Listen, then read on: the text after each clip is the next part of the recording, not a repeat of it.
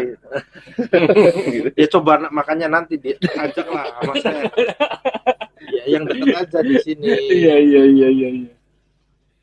Ya bolehlah sekali-kali diajak ya. Iya maksudnya kan ya biar tahu Kiai mah enak ngaji aja. Sama santri aja lah kita ketemu Iya. bajingan. Realitanya kan beda di lapangan ya. Iya, cobalah ikut lah yuk dugem. Ayo kapan? Jadi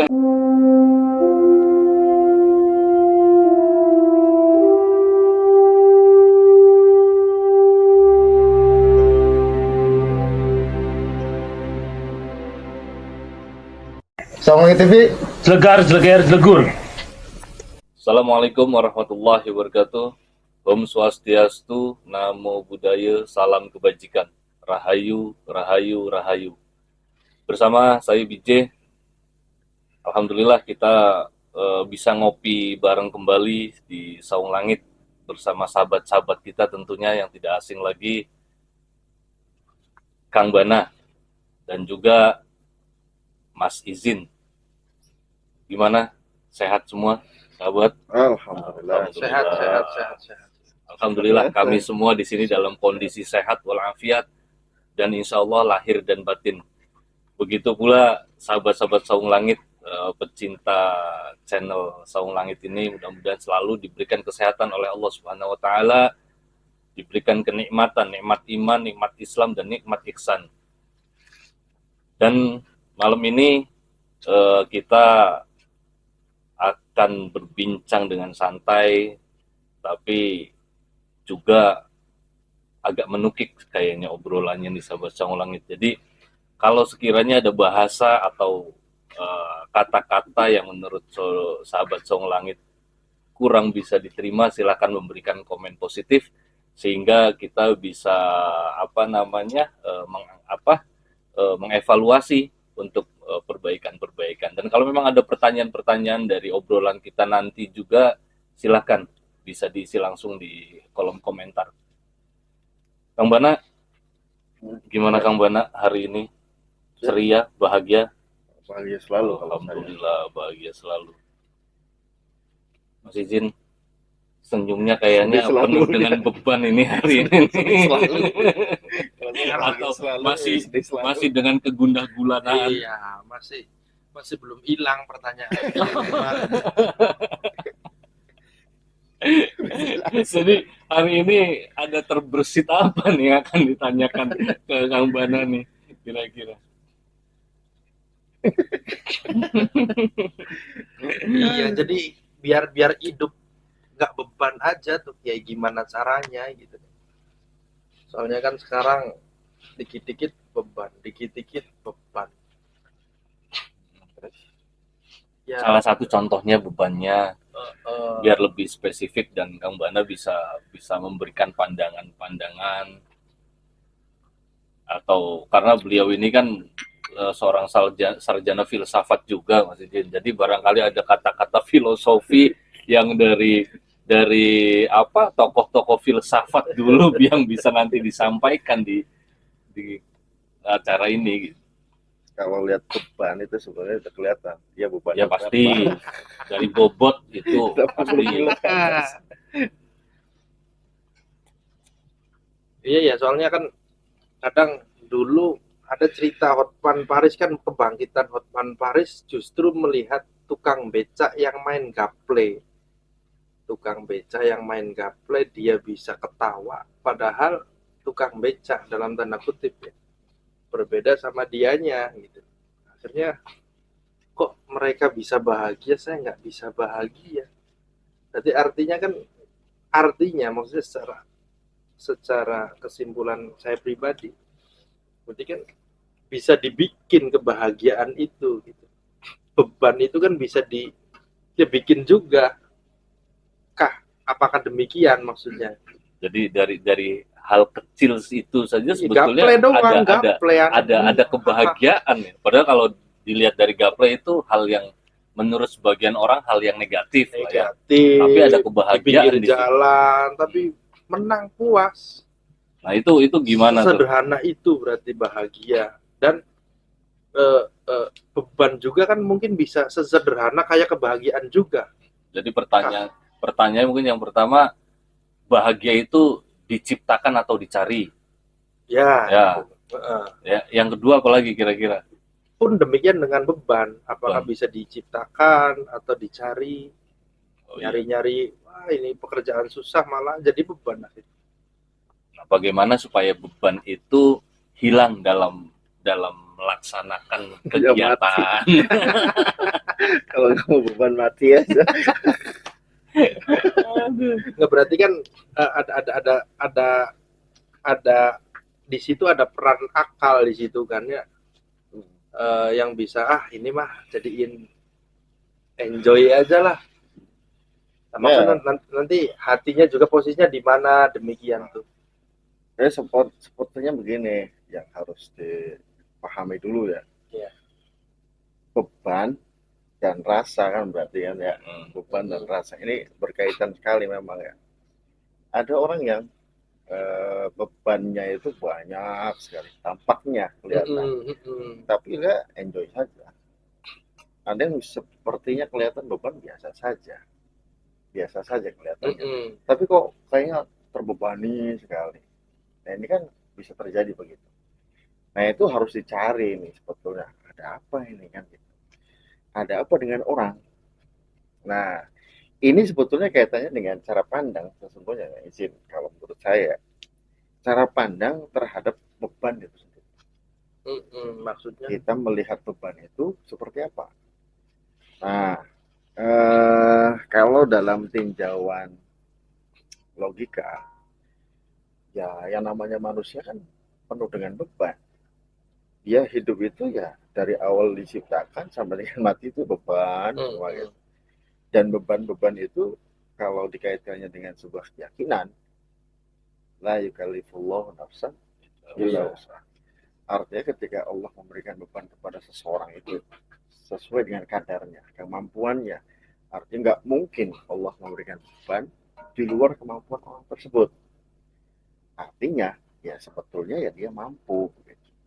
Nah, adapun lalu kemudian ada orang yang bisa enjoy, bisa santai menghadapi beban itu sebetulnya adalah orang-orang yang sudah menemukan hakikat daripada hati yang dimilikinya. Kenapa demikian? Karena yang dipandang beban itu sendiri akhirnya bukan menjadi beban. Dia enjoy menghadapi beban-beban yang sedang dia hadapi. Kenapa seperti itu?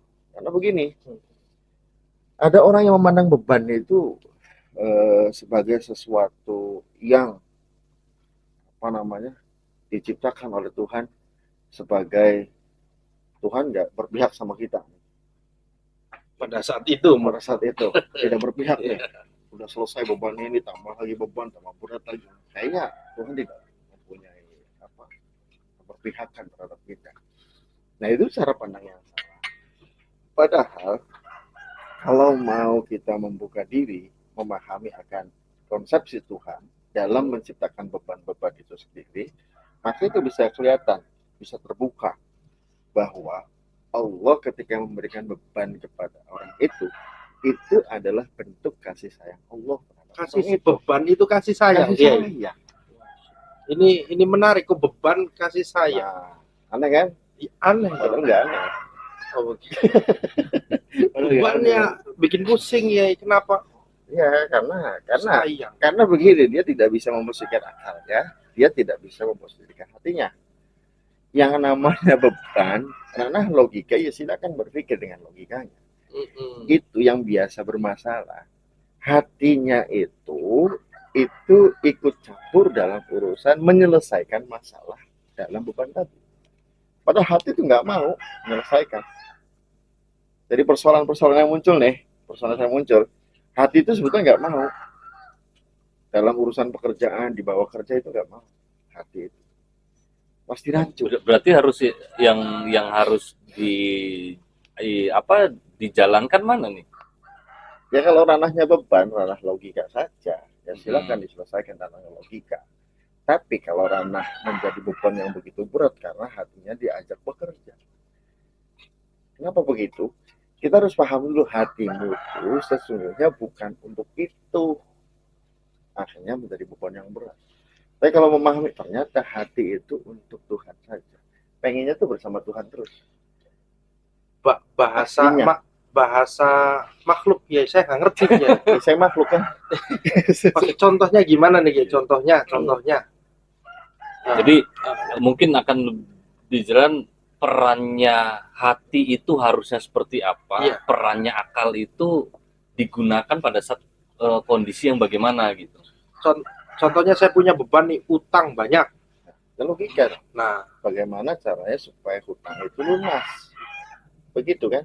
Ranahnya logika apa hati? logika benar. Ya carilah. Dia pengen usaha kayak, pengen seperti apa kayak, bagaimana caranya hutangnya selesai. Nah, terkadang kan seringkali kita menemukan jalan-jalan buntu nih. Nah, itu ilmu Tuhan Gimana? juga. Berarti akal kan sudah maksimal. Misal kita coba usaha, kita coba cari solusi A, B, C, D sampai Z. Mungkin kalau ada huruf setelah Z Ada lagi. akan terus dikejar gitu. Tapi setelah itu tetap nih menemukan kebuntuan nih gitu. Itu gimana tuh? Iya, iya begini. Jadi ranahnya begini yang harus dipahami. Kita itu seringkali tertukar mana yang harusnya bekerja, kemudian dipekerjakan, mana yang seharusnya tidak bekerja, malah seharusnya dijaga, malah tidak bisa dijaga. Hati itu harusnya dijaga dengan Tuhannya. Artinya, dalam segala hal, pahami bahwa itu adalah terjadi karena kehendaknya Allah, irodahnya Allah. Persoalan-persoalan yang muncul itu yang menggerakkan semuanya adalah Allah. Itu dipandang oleh hati. Ya kan? Dipandang oleh hati. Ketika dipandang oleh hati, maka akan menemukan sebuah keyakinan. Kekuatan keyakinan terhadap Allah itu sendiri. Bahwa Allah yang memberikan persoalan kepada dia, dan Allah sendiri yang nanti akan memberikan jawaban-jawaban dari persoalan-persoalan yang munculnya. Caranya Cara apanya? ya biar Allah yang nyelesain tuh. Ya kita harus bisa berhusnuzon kepada Allah dong. Ya berarti pakai hati. Hati berarti akalnya mundur dulu. Atau maksud dikedepankan. Ya, hati memandang bahwa segala macam hiruk pikuk itu adalah yang menggerakkan adalah Tuhan. Oke. Itu ranah hati melihat itu. Lalu kemudian untuk menyelesaikannya, majulah akal untuk menyelesaikan. Tapi dalam kondisi hati yang tetap dijaga. Contoh misalkan, kita melakukan sesuatu itu tidak bakalan bisa tanpa ada peran kekuatan Tuhan. Maka ketika berusaha pun walaupun menggunakan akal, yang harus diyakini oleh hati kita, tawakal, kepasrahan diri kepada Allah Subhanahu wa Ta'ala. Karena Allah yang memberikan kekuatan, Allah yang memiliki upaya, daya kepada kita. Akhirnya kita bisa melakukan sesuatu. Tapi ketika pemahaman bahwa kita nih mampu nih, kita nggak bakal mampu. Karena hakikatnya begitu. Yang memampukan itu ya Allah kan begitu. Jadi konteksnya la haula wala quwata illa billah berarti. Ya, itu kan Secara ininya. Iya, memang yang menggerakkan Allah, yang mendiamkan Allah, yang memberikan masalah Allah, Allah semua. Ada kondisi di mana orang tanazu. Tanazu itu seperti orang yang digenggam. Tanazu itu seperti orang digenggam. Hatinya ngomong, pikirannya ngomong, nafsunya ngomong, setannya ikut ngomong semua. Dalam kondisi tanazu seperti itu, farduhu ilallah, maka kembalilah kepada Allah. Ketika kembali kepada Allah, ya sudah Allah saja. Allah semua diserahkan kepada Allah, berpikirannya ke sana gitu. Akhirnya nggak ada yang berat. Apa ada ketika sudah bersama dengan Allah merasa berat? Kan nggak ada. Nah, ada begini. Hatinya itu maksudnya dijaga dalam rangka menjaga diri kita bersama dengan Allah. Akhirnya dia akan mengatakan, wahai masalah, aku bersama dengan Allah. Bukan mengatakan, ya Allah ini masalahku gimana? Masalahku gimana? Kebanyakan orang begitu. Banyak Iya, masalah, benar. wadul. Ya Allah, masalahku begini, ya Allah. Ya Allah, selesaikanlah apa segala macam. Jadi harus ke masalah dulu. Masalah. Saya punya. Ya, saya ngomong sama Allah. Saya punya Allah. Terus ngomong nih sama masalah. Masalah, aku punya Allah loh. Akhirnya masalah itu ya kecil karena dibandingkan dengan Allah. kebesaran Allah. Oh, begitu. Begitu kan? Iya. Akhirnya kan menstimulan kita juga ya. Nah, Tapi ada juga yang seperti ini. Seringkali kita dengar bahwa ya Allah, saya tuh sholat sudah mungkin maksimal, zikir sudah, puasa sudah, gitu. Tapi kok belum diberikan solusi. Nah, itu gimana? karena cara pandangnya ketika mendekat sama Allah itu dengan berbagai macam persoalan yang disuguhkan kepada Tuhan. Tidak menyadari bahwa permasalahan itu ya dari Tuhan juga. Nah, seringkali Tuhan akhirnya ya, Anda belum menemukan nih sisi melepaskan masalah itu sendiri. Padahal itu dariku semua. Nah, itu berarti kan yang tadi disampaikan bahwa belum menyadari. Nah, untuk memunculkan kesadaran diri itu bagaimana gitu supaya kita tuh merasa memiliki Tuhan, merasa bahwa masalah itu juga dari Tuhan gitu. Itu kan butuh kesadaran diri yang dimunculkan dalam diri kita itu. Ya itu kan harus dikonstruksi memang. Hati itu harus dibangun dengan benar. Pikiran itu harus dibangun dengan benar pula. Sehingga sinkron. Orang sering terjadi karena tidak ada konstruksi, bangunannya tidak kuat, gampang. Nah, ini yang tidak diharapkan. Jadi dalam urusan problem atau beban-beban itu, ada sebagian orang-orang khusus ya, izin, itu malah pengen ditambah permasalahan. Mau nggak? Tambahkan aku permasalahan. Nggak, pertanyaannya mau nggak? Berdoa Ini aja belum selesai. Tapi ada orang begitu. Buat apa itu? Karena ketika menghadapi persoalan itu dia lebih asik dengan Tuhan. Tapi ketika tidak ada persoalan, dia lupa dengan Tuhan. Begitu. Jadi seringkali Tuhan memberikan masalah itu dalam rangka kamu kembali loh kepada aku. Itu punyaku loh. Kamu itu punyaku, kembali loh pada aku, kan gitu. Diingatkan oleh Allah dengan cara Dikasih sebuah permasalahan. Gak ketemu dia sama Allah, dikasih terus. Nah, tapi ketika sudah kembali kepada Allah, melihat permasalahannya tidak beban yang begitu berat, santai, jadi menjalani dengan enjoy, dengan bersama Tuhan. Jadi kita harus berterima kasih lah dengan masalah yang diberikan ke kita ya. Iya, malah Jadi begini. Karena dengan masalah itu kita jadi ingat ke Allah. Ada orang-orang khusus yang ketika dikasih rezeki yang gemeruduk, Banyak. Berlimpah. yang tidak berhenti. Orang-orang khusus itu malah ngomongnya begini. Zambun ujilat ukubatu. Apa tuh, Gi? Itu dosa yang dipercepat siksanya. Itu dosa. Itu bukan beranggapan bahwa wah ini Tuhan sedang bersamaku nih.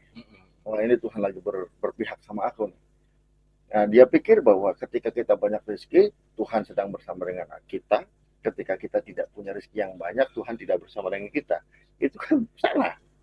Padahal dalam kondisi apapun ya Tuhan selalu bersama dengan kita, kan begitu. Nah, orang-orang yang sudah tidak memandang beban itu adalah sebuah beban, itu akan selalu bersama dengan Tuhannya, dan ketika ditambah beban itu secara hakikat ketika Tuhan memberikan beban itu, hakikatnya Tuhan sedang mencintai. Semakin Tuhan tambah cinta kepada orang tersebut, semakin tambah diberikan permasalahan. Kayak kan? Nah, kalau itu kan beban dalam taraf keumuman. Nah, kalau misalnya kita agak bergeser di dunia madrasah lah, beban yang sifatnya orang-orang melihat misalnya nggak sholat, tidak puasa, tidak menjalankan syariat lah, secara syariatnya begitu. Lah, itu kan kalau yang khalayak umum kan beban ya utang, punya masalah, ditipu orang, pinjol, itu kan semuanya beban akhirnya. Tapi tatkala ini berarti kan beban yang dimaksud tadi kiai itu yang termasuk yang itu bukan nggak sholat lah ini mah, sholat nggak sholat ada Allah nih. Misalnya, menurut orang madrasah kan begitu. Wah, ente nggak sholat berarti ente tuh bermasalah harusnya secara syariah. Apakah termasuk itu juga tuh? Ya beda kajiannya dong. Kajiannya beda. Mm-mm. Tadi beban yang dimaksud itu dalam menjalani kehidupan. Oke. Kalau beban yang dimaksud adalah jauh dari Tuhan, itu malah beban yang lebih besar. Oh, justru beban yang sesungguhnya. Beban yang sesungguhnya itu. Beban yang Oke. sesungguhnya itu jauh dengan Tuhan itu sendiri. Padahal itu ya yang beban itu ya, Itu yang menjadi sesungguhnya beban. itu Yang ya. sesungguhnya itu Jauh kalau dari ditarik Tuhan, semuanya betul, ya, betul. itu karena dia jauh dengan Tuhan. Padahal kalau dia dekat dengan Tuhan, beban nggak ada. Oke. Karena sirna semua. Kalau sudah bersama Tuhan itu sirna semua, tidak ada beban. Baru paham nih ya. Kenapa baru paham? Ya karena bebannya tadi ada beban yang model begini, model begini. Ya begitu. Memang kita harus betul-betul bisa mengkonstruksi hati kita, harus bisa mengkonstruksi pikiran kita agar tidak liar. Kadang orang itu gara-gara persoalan bersuuzon kepada Tuhan. Ini kan sangat tidak diinginkan oleh Tuhan. Allah sangat benci sekali ketika disuuzoni, maka harus dibangun yang namanya husnuzon itu. Kayak tadi, ini saya sudah sholat, zikir udah, wirid udah, ngamal ini. Kok masalahnya selesai, ini Tuhan nggak bener nih, misalkan ya. Itu kan sudah seuzon kepada Tuhan. Ini tidak dikehendaki. Padahal yang harus diluruskan, misalkan, antara permasalahan dan dia mendekat dengan Tuhan itu adalah sesuatu yang berbeda. Mendekat kepada Tuhan itu adalah merupakan sebuah kebutuhan dalam menghadapi apapun itu. Berarti manusia itu sebenarnya salah berpikir doang ya. Ya salah berpikir. Mindsetnya yang harus dirubah berarti. Iya, tatkala kita nggak makan susah, cari uang, nangis gimana ya Allah, giliran sholatnya biasa aja, nggak khusus, mohon maaf, Ya, syariat lah. Tapi ya udahlah, nggak nangis gitu loh. Padahal itu yang lebih menyeramkan. Nah itu berarti kan apa tuh Kiai? Ya karena memang dia tidak menemukan sisi di mana dia harus sebetulnya membongkar terlebih dahulu batiniah dia, hati dia, dan pikiran dia. Betul. Makanya ada orang-orang yang berpenyakit tapi dia tidak memahami penyakitnya sehingga dia tidak mencari solusi atau mencari obatnya. Ada orang yang memahami penyakit-penyakit yang sedang dirasakan, lalu kemudian dia mencari kemana ini obatnya, ya kan? Nah sebetulnya obat-obat itu sudah disediakan oleh Allah juga, gitu. Misalkan begini, ternyata yang terjadi, kenapa orang jauh dengan Allah? Karena dia itu sebetulnya sudah menjauh dari orang-orang yang dekat dengan Allah. Oh, Ya. sama makhluk yang kekasih lah. Ya Yang kekasih, dikasih. ya ulama, ya kiai, Dia ya para menjauh. ustadz, dia menjauh. Nah ketika menjauh ini menjadi persoalan awal. Menjauhnya doang tuh. Iya, ini menjauh dari persoalan. Karena kanjeng Nabi mengatakan begini, man faraqal ulama, kan, mata qalbu. Barang siapa yang jauh dari ulama, maka hatinya mati. Mati. Wa amiya an taatillah ta'ala. Dan dia buta dari taat kepada Allah. Jadi akan tambah jauh. Makanya kan fas'alu ahla zikri in kuntum la ta'lamun. Jadi kalau misalnya kita tidak memahami persoalan-persoalan yang sedang dihadapi, bertanyalah kepada ahli zikir. Ahli zikir itu siapa? Orang yang sudah selalu merasa bersama dengan Allah. Bukan ahli fikir ya? Bukan. Bukan. Ahli zikir. Kenapa tuh? Ya karena memang Kan kalau masalah kan tadi yang seperti Mas Izin sampaikan bahwa masalah ini adalah permasalahan dunia gitu. Harusnya pada saat permasalahan dunia tuh ditanyakan ke yang ahli fikir. ya, ahli fikir itu kulit. Kalau ahli zikir itu sudah hakikat. Kalau orang ahli hakikat, ahli zikir itu melihat semuanya secara keseluruhan. Tapi kalau ahli fikir hanya kulit, hanya sebatas yang tampak-tampak saja. Yang tidak tampak dia tidak bisa. Kalau yang tidak tampak itu harus bisa dilihat dengan hatinya. Hati yang bagaimana? Hati yang sudah bersama dengan Allah. Makanya orang yang hatinya sudah bersama dengan Allah, melihat seseorang itu permasalahan sudah kelihatan semua. Kenapa? Karena nuansa ruhaninya sudah di atas, hatinya sudah betul-betul sudah selesai. Maka melihat hati seseorang itu tahu apa yang ada di dalam hatinya, apa yang dipikirkannya itu tahu juga apa yang dipikirkannya. Hmm. Ketika tahu, dia tahu jawabannya. Kamu harus begini loh, kamu harus begini loh, harus begini loh, begitu. Nanti ada step jawaban yang akan disampaikan oleh ahli pikir tadi. Gitu. Jadi ahli pikir itu maksudnya dia dia mungkin kalau dibilang basirohnya sudah hidup lah ya, sehingga pandangan mata batinnya itu bisa bisa melihat permasalahan itu nanti solusinya akan ketemunya di mana gitu. Orang-orang semacam itu kan memahami basiro, memahami syakilah, kadar seseorang, itu tahu betul kapasitas seseorang, itu tahu betul. Maka solusi itu akan diberikan sesuai dengan kadarnya juga. Jadi misalkan orang punya masalah, datang ke kiai. Nah, kiai itu melihat dulu syakilah kemampuannya seperti apa, kapasitasnya sudah di mana. Gak mungkin kiai itu disamaratakan itu. Artinya kamu punya permasalahan ini, oh kamu baca sih segini banyaknya gitu. Udah, nggak bisa disamakan. Ada yang bacanya sedikit, ada yang bacanya sedang-sedang, ada yang kasih langsung banyak. Itu tergantung daripada kadar yang dimiliki oleh manusia itu sendiri, dan yang memahami ini adalah mursyid, guru. Terkadang ada yang sudah beban permasalahannya sangat berat, ditambah wirid harus beribu-ribu gitu. Nah, bukannya selesai stres, iya kan ada yang begitu tuh ya. Karena nggak memahami syakil. Berarti harus mencari betul-betul seorang guru atau ulama yang bisa mempertanggungjawabkan dan tahu psikologis orang tersebut gitu. Iya, kalau digambarkan masalah yang muncul, yang ada di dalam diri seseorang, kalau digambarkan itu gelap, ya hatinya gelap, ya pikirannya gelap. Ada orang-orang yang hatinya terang benderang, bercahaya dan mencahayai, termasuk pikirannya juga. Maka ketemu dengan orang yang seperti itu, orang yang gelap hatinya, gelap pikirannya, ikutan terang. Karena tercahayai oleh pancaran cahaya yang ada di dalam hati dan pikirannya. Logikanya begitu. Izin. Jadi ketika kita ada persoalan, datang ke orang yang penuh dengan cahaya, maka selesai. Kadang-kadang nggak sampai ngomong pun udah selesai persoalannya. Kenapa? Terang dengan sendirinya. Oh, ternyata saya begini, saya begini. Nah, mencarinya gimana tuh? Ciri-cirinya orang Iya, seperti iya kayak saya nih sebelum ke sini, mumet. Iya mumet. Ketemu saya Ketemu nggak terang mumet. deh. terang. Bukan karena ada lampu di Padahal sini. nggak cerita masalah saya, nggak Luar cerita. biasa. Lebay. Iya. Jadi Ya, itu konsepsi jadi ya.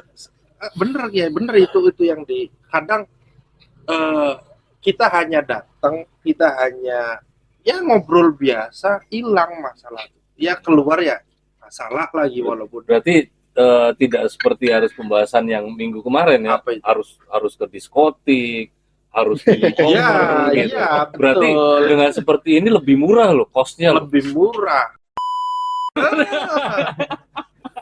Nggak harus beli gitu. Ya, itu kan secara konsepsi ya, secara Ya. konsepsi. Gak usah mengatakan si A, si B dan seterusnya. Artinya Tapi ini bukan konsepsi, ini realita yang ditemukan oleh Mas Izin itu sendiri, Kang Bana. Dan itu dirasakan saat ini. sering Gitu. lebay juga nih. Ya, Mas Izin ya. Iya. Iya, justru Ini- masuk ke tempat ya klub malam itu ya biasa aja bagi malah nggak bisa bagi sebagian orang. Tapi kan keumuman, makanya ini Kiai, pengen tatkala bikin status tentang ibadah itu, status ibadah tujuannya mah ya biar orang pada ikut, karena itu sih maksiat beberani gitu, masa kita enggak gitu maksudnya Kiai. Jadi apakah itu tetap harus dihindari karena bab ibadah itu karena harus dengan Tuhan, yang demikian itu apa tetap harus dihindari? Wong lagi di Zeus misalnya naik Saya nggak Kopinya. ngerti. Gitu. Ya coba makanya nanti diajak lah sama saya. Ya yang dekat aja di sini. Iya. Ya bolehlah sekali-kali diajak ya. Iya maksudnya kan ya biar tahu Kiai mah enak ngaji aja. Sama santri aja lah kita ketemu Iya. bajingan. Realitanya kan beda di lapangan ya. Iya cobalah ikut lah yuk dugem. Jadi- Ayo kapan? Jadi kalau Kiai bilang Homer itu haram, belum pernah ya. Belum pernah. Tapi bagi orang-orang yang pernah merasakan tahu Enak. oh, gitu. Enak Enak. oh, gitu. Terus Apa dari pertanyaan? keenakan itu yang didapatkan apa maksudnya? Ya nyaman. Turun. Setelah tidur. Ya, Terus setelah tidur itu bohong. menyelesaikan tidak masalah. Ya selesai. Nggak usah dipikirin, minum lagi. Ya berarti Tuhan itu nggak adil ya? Oke. Maksudnya gimana? Ya nggak adil kok, kenapa? Mohon maaf, yang sebagian makhluk itu ditakdirkan untuk masuk ke neraka. Neraka dan surga gitu. Ada yang Iya. surga dan neraka gitu. Iya, kiai lah masuk surga kita sih yakin lah misalnya. Amin, amin. Iya amin, tapi kan saya membela yang tidak masuk surga juga. Harus memberikan syafaat. Sapaat maksudnya. Enggak, artinya aja menang dewek bayar. Iya. Mereka juga Betul, punya betul. hak kan ya. Iya. Tapi kan tugasnya kan lebih berat. Dapat tidak itu hak surganya? Enggak, maksudnya begini. Sisi kemanusiaan itu sebetulnya setiap orang itu harus membongkar sisi kemanusiaannya. Nah, orang-orang yang punya masalah-masalah dalam tanda kutip yang tadi disampaikan, itu sesungguhnya dia belum menemukan sisi kemanusiaannya. Nah, tapi kalau sudah menemukan sisi kemanusiaannya, ya dia akan menyesal. Nah, ini lebih dalam lagi nih kayaknya nih. Dia akan Nah, sisi menyesal. kemanusiaan itu seperti apa nih, Kang? Sisi kemanusiaan itu begini, orang yang memahami sisi kemanusiaannya, dia akan memahami langkahnya mau kemana, arahnya mau kemana. Dia diciptakan sama Tuhan untuk apa, untuk siapa, untuk bagaimana. Itu akan dibongkar semua. Maka cara pandangnya pun akan otomatis dikembalikan kepada tujuan daripada diciptakan manusia itu sendiri. Begitu. Nah, ini yang menyimpang begini, ini diinginkan sama Tuhan. Tidak sih kan begitu. Kemudian dia asik dengan yang menyimpangnya tadi.